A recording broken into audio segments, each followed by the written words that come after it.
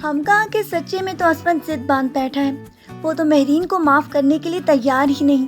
اس ناکردہ گناہ کی سزا وہ اسے دے رہا ہے جو اس نے کبھی کیا ہی نہیں تھا۔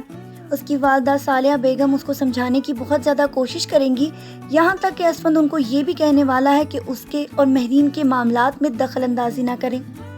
اس کی والدہ ہر ممکن کوشش کرتی رہیں گی کہ کسی طرح وہ مہرین کو اپنا لے اور اس کے ساتھ سارے گلے شکوے کو ایسے دور کر لے، لیکن اسود تو اس کو معاف کرنے کے لیے تیار ہی نہیں۔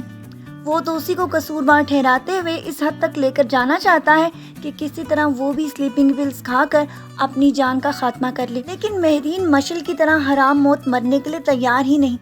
آہستہ آہستہ اس کو اس کے سارے مظالم کے پیچھے اپنے آپ کا قصور ہی لگے گا، کیونکہ اس کو ایسا لگتا ہے کہ اگر وہ ان دونوں کی شادی کے بیچ میں نہ آتی، چاہے اس کو زندگی کی خوشیاں نہ ملتی، لیکن مشل بھی زندہ ہوتی اور اسود کی بیوی ہوتی۔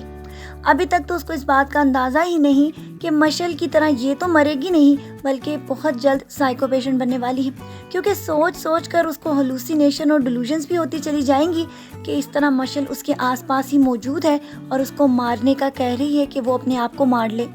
لیکن اس کی ساری زندگی کو آپ تب عذاب میں آتا دیکھیں گے جب اس کی اپنی والدہ اسی کی ٹینشن میں زندگی سے ہاتھ دھو بیٹھنے والی ہیں۔ اس کی مامی کا انتقام تو ابھی تک پورا ہی نہیں ہو رہا، وہ تو چاہتی ہیں کہ وہ اس کو پھانسی کے پھندے تک پہنچا دیں اور اس کو نہ کردہ گناہ کی سزا میں پھانسی دلوا دیں، لیکن اس کے ماموں ہر ممکن کوشش کرتے رہیں گے کہ کسی طرح سارے معاملے کو دبا دیا جائے، کیونکہ اس کی تو اپنی دونوں بہنوں کی زندگی اسی کی وجہ سے بہت زیادہ ڈسٹرب ہو چکی ہے۔ اب تو ان کو اپنی بیٹی مشل کی موت کی وجہ بھی پتہ چل چکی ہے کہ اس نے اس رات خود ہی سلیپنگ پلز کھا کر اپنی زندگی کا خاتمہ کر لیا تھا۔